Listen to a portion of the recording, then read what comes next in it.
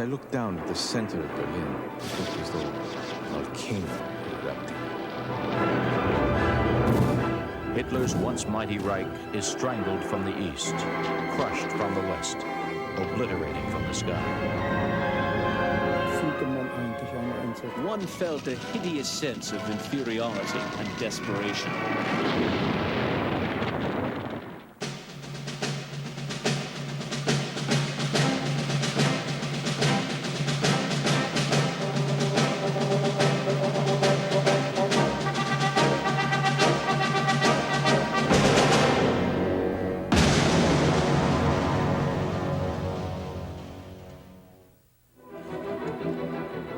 January 1945. As Allied armies close in on Germany from the west, Russia readies an overwhelming attack from the east.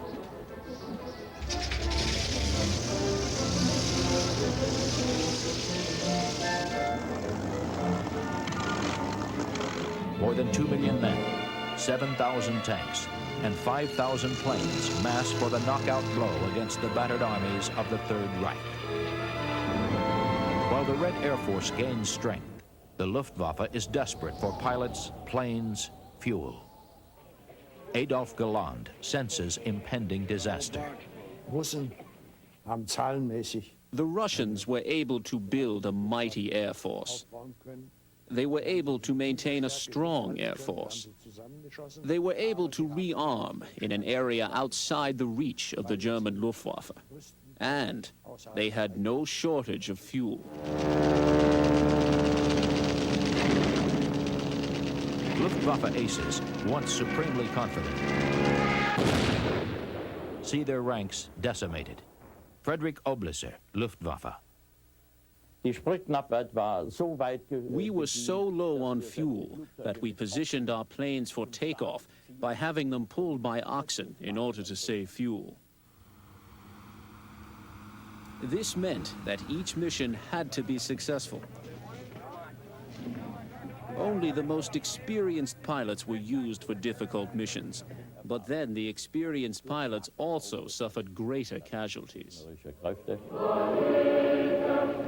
Leningrad to the Crimea, Soviet forces advance.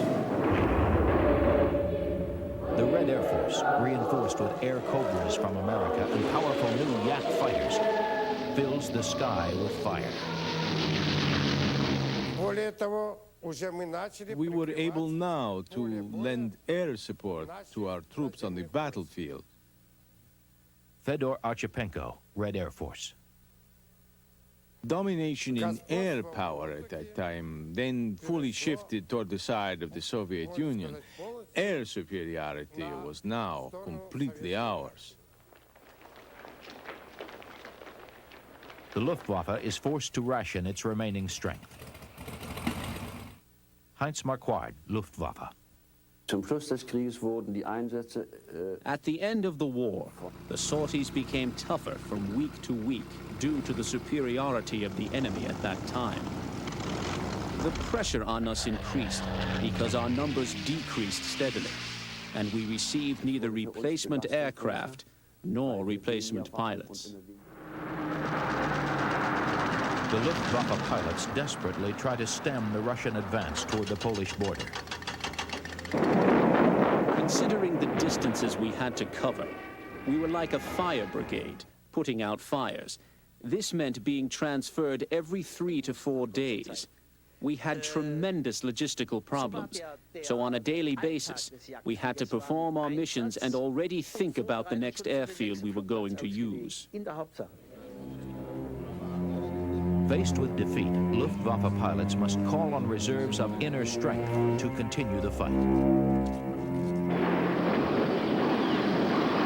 Soviet ground forces cross into Poland.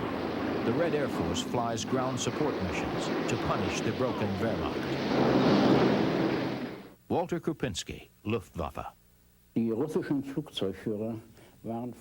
The Russian pilots were extremely good bomber pilots, that is, low-level attack pilots. In low-level flight formation, they would fly wing on wing, very closely packed, providing us with a large target which we could strafe from side to side. But they could nonetheless maintain formation, carrying their rockets and bombs to the target. They were very brave, but they naturally suffered great losses. There were a lot of pilots who died. The shift to new equipment, to new planes, all this made us carry on a very difficult battle with the enemy. I have a total of 275 recognized victories, of which the majority were in the East. Am I proud of any special victory? I don't know this expression, proud. Naturally, every victory increased the sense of self-worth of every fighter pilot. It contributed to his experience.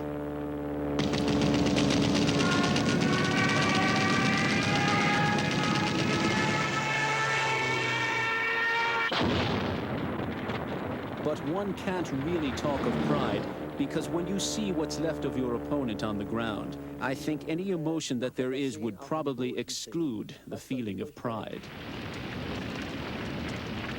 By mid-January 1945, German defenses crumble outside Warsaw. Dietrich Rabach, Luftwaffe. Und ich sah dann, wie die I saw German troops being surrounded. I saw German troops retreating before the Russians, which was something I had never seen before. And I saw the encirclement worsen. And eventually, I saw how the German troops were finally bombarded with rockets and artillery fire.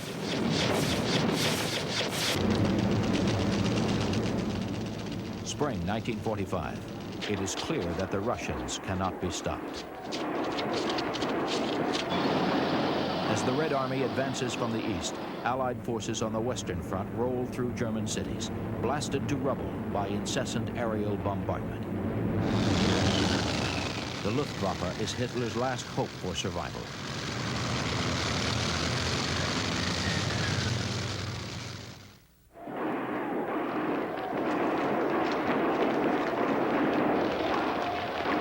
Hitler commands his ground troops to fight to the death, but he orders the cream of the Luftwaffe pulled back to defend the fatherland from heavy Allied bombing raids.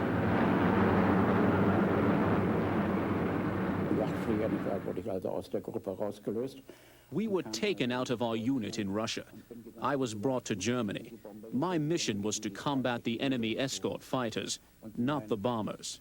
When we got air superiority, man, we could, when they turned us loose to pursue after escorting the bombers, that's when the Luftwaffe bought the farm. My first impression as I flew my first sortie over Germany was, oh my God, look at all those targets. This is going to be a lot better than Russia. In Russia, you sometimes really had to search for an opponent. We had 15 fighter groups in the 8th Air Force, 15 fighter groups in the 9th Air Force. We could put up 50 airplanes in each group every day. So he figured out that's 1,500 fighters. There wasn't any place those guys could run and hide that we couldn't find them.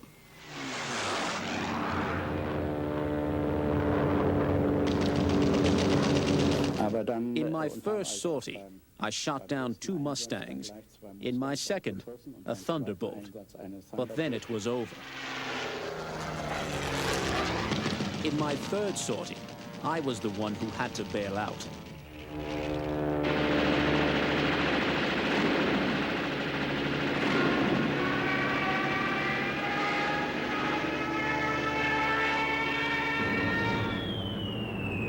The noose tightens.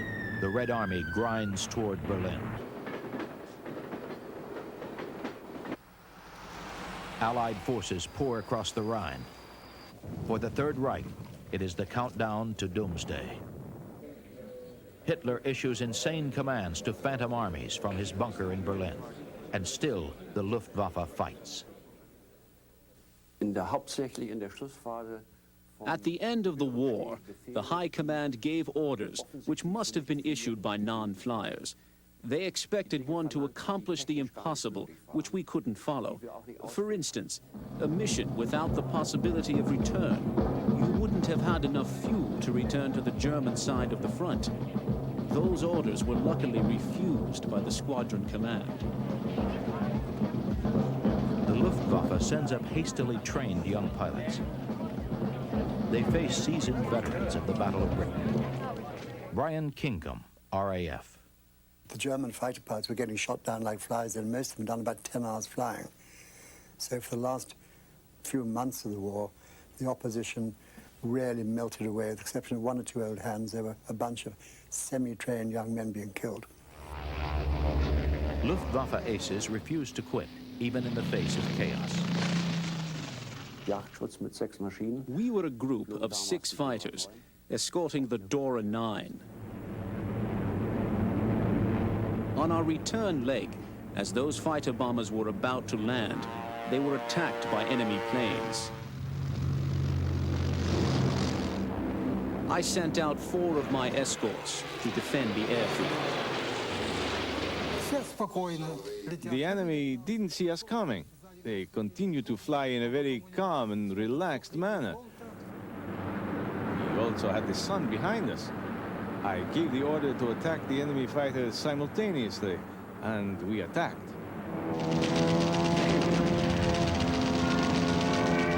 of them went up in flames right away, and 3 of them somersaulted around in the air after they were hit. The other fighters, who didn't even expect this, all of them dove down. Immediately they went into a dive and left the bombers without protection, without any cover.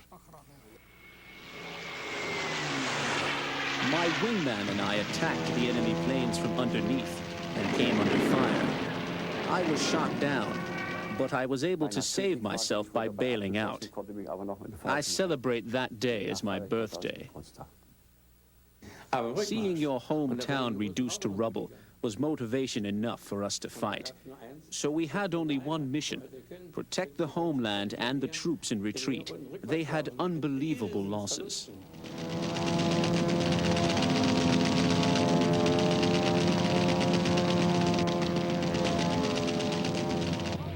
Hitler concentrates what power he has left against the Russian juggernaut advancing on Berlin. To buy time, he demands that every German sacrifice his life for the Reich. It is carnage. Everyone knew perfectly well the war was lost. There was no more compromise solution. Our situation would not improve. And we were faced with unconditional surrender.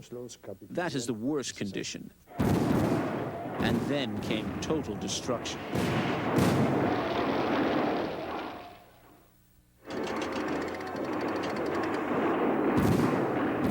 April 1945. More than 500,000 Red Army troops. Thousands of tanks. 21,000 rocket launchers and 12,000 guns rip into Berlin's last defenses. The Red Air Force hunts down Luftwaffe bombers. I must say, we really liked those planes, those bombers. We could approach them easily because they had practically no ability to fire from the back. And now they had only one machine gunner left up there, and we were coming up around him. We let off a round of machine gun fire, and they started burning. One went up in flames. The second one went up in flames. The third, the fourth. We shot down more than half of the enemy planes and lost only 7 of our Soviet fighters. April 25th, 1945. Near the town of Torgau on the Elbe River, Soviet ground forces link up with American GIs. The mood is festive.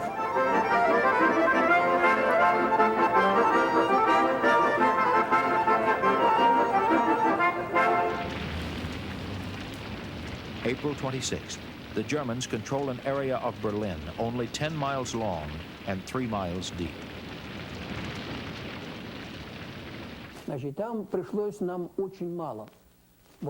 There we had very few flights because there was such a strong strike from the land forces, and it was so fast. As a result, we flew only 3 or of 4 missions. Light missions to escort our bombers, which were bombing Berlin.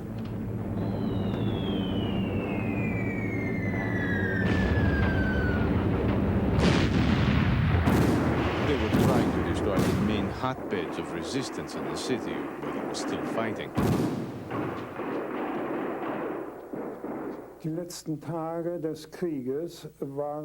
The end of the war was foreseeable, that it must end in our defeat and capitulation.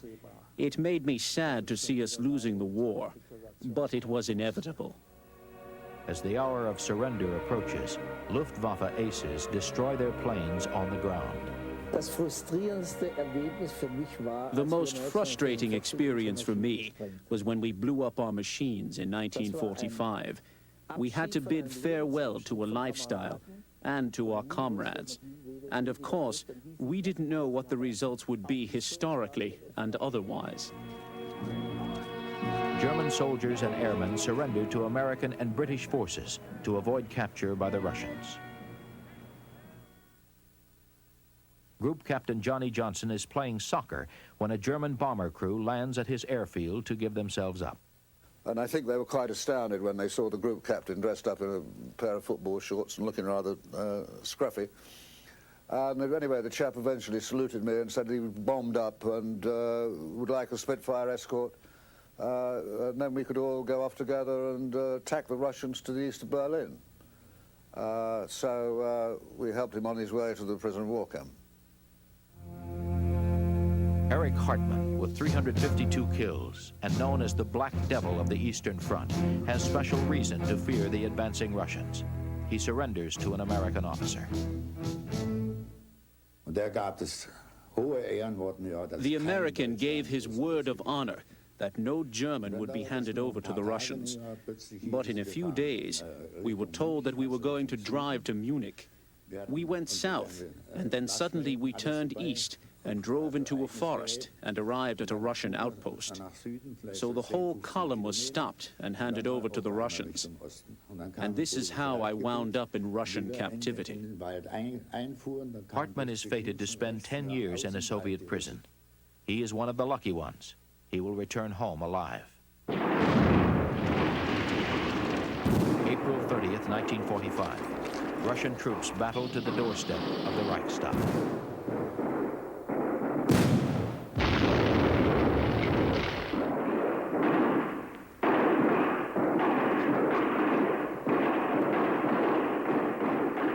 May 2nd, 1945. Berlin surrenders. Arseny Vorozhikin enters the city on foot. We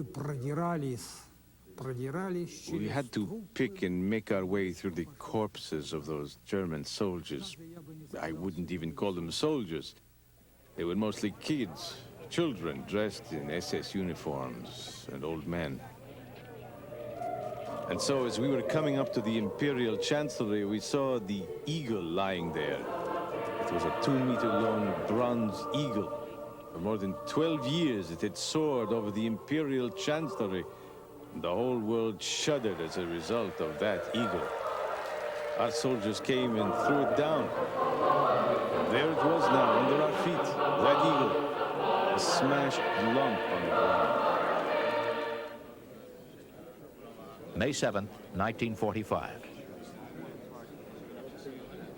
Germany signs an unconditional surrender. Sergei Dolgushin, Red Air Force. My chief of staff came up and said, "Commander, we've had a coded telegram from headquarters. They say, until special orders, stop all flights." So I looked at them and said, "Okay, kids, it's the end of the war." As to what I felt, I can tell you, I simply couldn't move. I couldn't move my arms or my legs. I was a 24-year-old kid. I was used to combat. I wasn't particularly weak. Here, I just couldn't do anything. I just simply lay down flat under the wing, and the mechanic put a parachute under my head.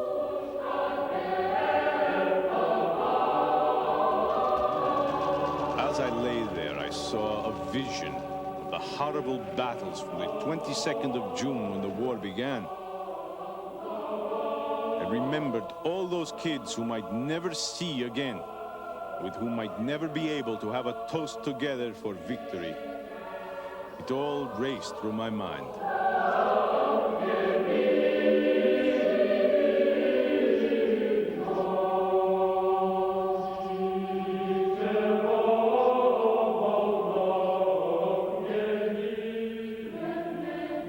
Of course, there was a general feeling of exultation, of triumph. Victory for which we had been waiting for nearly 4 years and for which we paid much too heavy a price.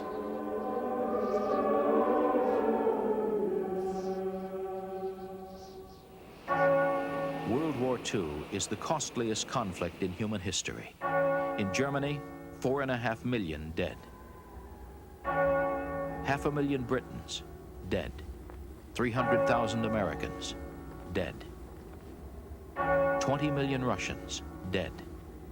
More than 13 million civilians dead. So many unknown dead. So many heroes, known and unknown.